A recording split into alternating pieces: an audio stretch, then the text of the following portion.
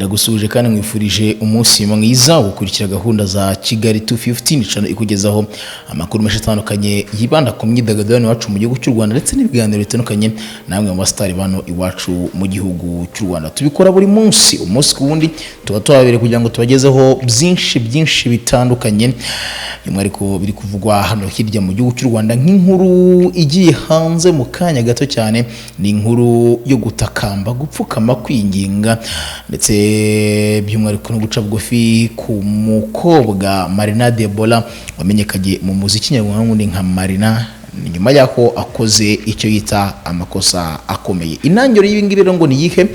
Byatangiye ubwo Marina yajyaga mu marushanwa yitwa The Next Pop Star, agenda nk'umuhanzi ku giti cye, agenda atabiherewe uburenganzira na label ye ya The Man Music Label. Ni label navuga ngo yasinyemo amasezerano y'imyaka igera ku 10 kuva mu mwaka wa 2018 kugeza mu mwaka wa 2028 akiri umukozi w'iyi label, ikimukoresha ibyishaka, ikireberera inyungu ze muri rusange, igitegura ibitaramo we agomba kujyamo, we atagomba gutegura ibitaramo agomba kujyamo, ikimenya amushango naka agomba kujyamo, ikimenya hano ari buze kuza kurimba n'byinshi bitandukanye nibikuye amasezerano bano bombi bari bagiranye. Uyu mukobwa w'umunyempano cyane agombaga kuba yatwara ibihembo bikomeye cyane muri The Next Pop Star, by'umwihariko bitewe nuko azi neza ko afite impano ndetse binagaragara amaso yose yuko uyu mukobwa afite impano. Yafashe umwanzuro kujya muri iryo rushanwa rya The Next Pop Star, ajyamo ku giti cye ntawe agishije inama. Icyo gihe Gahonzire Aristide uyu nguyu akaba ari umujyanama w'inzu ya The Man Music Label. Uyu nguyu akaba yarabitangaje by'umwihariko birimo n'akabaro gakomeye cyane. Uyu nguyu akaba ari we ureberera inyungu z'iyi nzu ya The Man Music Label. Uyu mutipe mu kabaro kenshi gakomeye cyane akaba yaratangaje ko ibintu Marina yakoze ari ibintu navuga ngo bitari mu buryo ubuzima, bidaciye mu murongo muzima, ari ibintu Marina yahubukiye, ari ibintu bitari bikwiye ko Marina yakora muri ubu buryo bitewe nuko yarazi neza amasezerano bafitanye. N'umuntu navuga ngo bareze ndetse yanakoresheje imvugo yo kuba izina afite yarihawe na The Man Music Label. Nubwo nayo mubonye ari umunyempano ariko niyo navuga ngo yafashe iyambere mu kugira ngo iteze imbere iyi mpano y'uyu Marina Deborah, ndetse akanibona ko ari nk'ikintu kimeze nk'agasuzuguro by'umwihariko uyu Marina Deborah yabarasuzuguye abagize The Man Music Label, akijyana atatse uburenganzira cyangwa se atajyanyweyo n'ubuyobozi bwa The Man Music Label by'umwihariko bikubiye mu masezerano yabo. Ni competition yaragiyemo, yagomba kwegukana miliyoni 50 z'amafaranga y'u Rwanda, ndetse bakibivumbura bwa mbere yavuze ko yagombaga kubamenyesha, ndetse na Aristide avuga ko kuba wenda yarabibamenyesheje bakajya kwiga ku kibazo bitari ngombwa yuko bo bahita banzura ko ahita yanzura ko agomba kuba yajya gukorana n'iyo rebo cyangwa se n'abantu bategura icyo kintu cyangwa se abantu bateguye irushanwa rya The Next Pop Star by'umwihariko umwaka wa 2020. Marina yakomeje gucenga abategura iri rushanwa kugeza ubwo noneho aho yasoreye indirimbo amaze kwishyira hanze ajya kuyipremier kuri Kiss FM. Bamubajije ibijyanye n'irushanwa araryihakana avuga ko ataririmo habe na gatoya. Aristide Gahonzire we yavugaga yuko hari inama iteganyijwe igomba kuba, ndetse iyo nama yamara kuba akaba ariyo izanzura by'umwihariko ibigomba kuba byakorerwa uyu Marina Deborah, by'umwihariko dore ko na boss wa The Man Music Label ari we Badrama atari mu Rwanda kugeza kuri ubu ngubu, hari hanze y'igihugu cy'u Rwanda. Bagomba gukora inama bakoresheje ikoranabuhanga ry'iyakure bagafatira ibihano cyangwa se ibyemezo Marina Deborah mu byo agomba kufatirwa.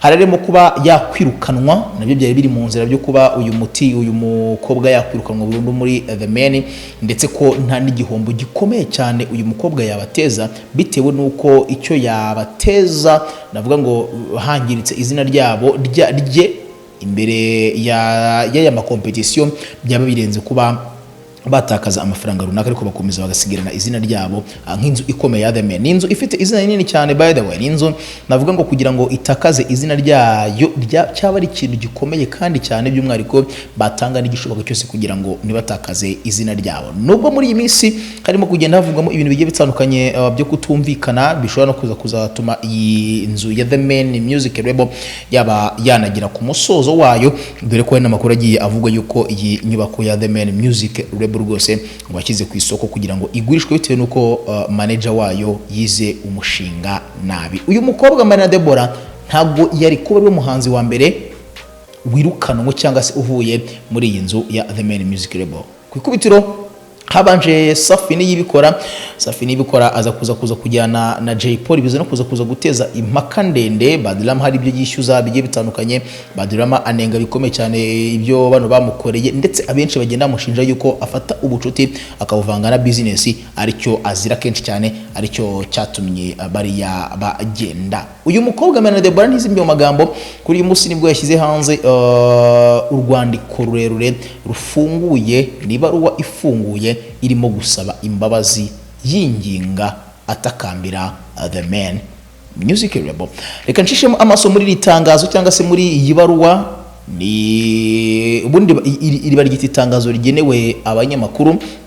Nshishemo amaso gatoya ubundi twumve ibikubiye muri ibi ngibi. Ese koko aremera icyaha? Niba asabye imbabazi, arasaba imbabazi ziki? Amasezerano yishe hagati ye ndetse na The Man Music Label na yahe? Ingingo iyarengerayo ni igihe? Yanditse ibaruwa agira ati: ngewe Ingabire Marine entre parenthèse Marina, nanditse iyi baruwa ngira ngo nsaba imbabazi mbikuye ku mutima ubuyobozi bwa label mbarizwamo ariyo The Man Music, uhagarariye inyungu zanjye ndetse n'abahanzi bagenzi banjye tubana muri The Man, biturutse ku mpamvu yo gukora ibinyuranyije n'ibyo nsabwa n'ubuyobozi bwa The Man Music, ndetse no kwica bimwe mu bigize amasezerano mfitanye n'abampagarariye ndetse bareberera inyungu zanjye mu kazi k'umuhanzi k'umuziki nkora, ari byo kwitabira irushanwa rya The Next Pop Star nabimenyesheje ubuyobozi bwa The Man Music. Imwe mu ngingo zigize amasezerano mfitanye na The Man Music ivuga ko nta gikorwa na kimwe kijyanye n'umuziki nemerewe kwitabira. Ubuyobozi bwa The Man Music butabizi ndetse butabyemeye, nkaba nemera ko nishe cyangwa se nirengagije iyo ngingo igize amasezerano yanjye na The Man. Muko amasezerano abiteganya mu gihe cyose nishe cyangwa narenze ku biyagize, ndemera igihano icyo ari cyo cyose ubuyobozi bwa The Man Music buzangenera, ndetse ko nzacyubahiriza. Umugaragaro nsabye imbabazi ubuyobozi bwa The Man Music ndetse n'abakunzi b'ibikorwa bya The Man. Ubuyobozi bwa The Man Music ndabusezeranya ko bitazongera ukundi, ndetse nkabumenyesha ko guhera uyu munsi nsezeye bidasubirwaho mu irushanwa rya The Next Pop Star. Nkamenyesha abashinzwe gutegura iri rushanwa ko hagize uburyo bumwe cyangwa ubundi bifuza gukoranamo nanjye babimenyesha ubuyobozi bwa The Man Music, kuko aribo bafite ubushobozi bwo gufata icyemezo. Marina hasi aranabisinyira. Byari bimaze kugira kuri rwa rwego navuga ngo umuntu yicara akavuga ngo Marina agiye kwirukana nkunwa. Yamaze kujya kuri rwa rwego umuntu yicara akavuga ngo ndamutse nirukanye Marina nta gihombo na kimwe naba mfite. Byari bimaze kujya kuri rwa rwego Marina atagifatwa nk'ishyiga ry'inyuma muri The Man Music Label. Byari bimaze kugera kuri rwa rwego Marina ubwo yumva ko yigenga ku giti cye kugeza ubwo agiye mu irushanwa rizamenyekana rigaca ku mbuga nkoranyambaga atabimenyesheje ubuyobozi bwa label abarizwamo. Byari bimaze kugera kuri rwa rwego Marina ari kugaragara nk'utanyuzwe cyangwa se nk'udashima ibyo ahabwa na label ye ya The Man Music Label.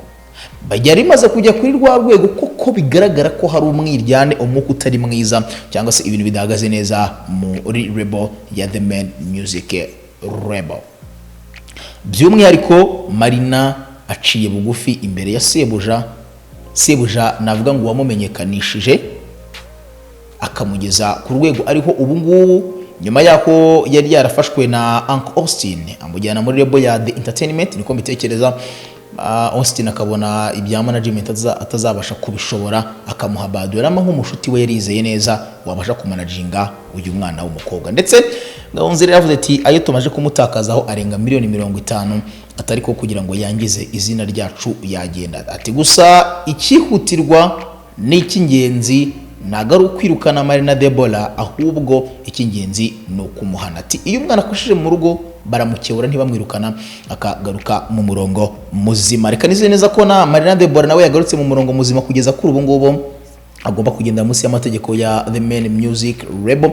Ndetse byanavugaga ko munsi yashize rwose byavugaga ko atishimye isaha yasohoka muri iyi nzu ya The Man Music Label.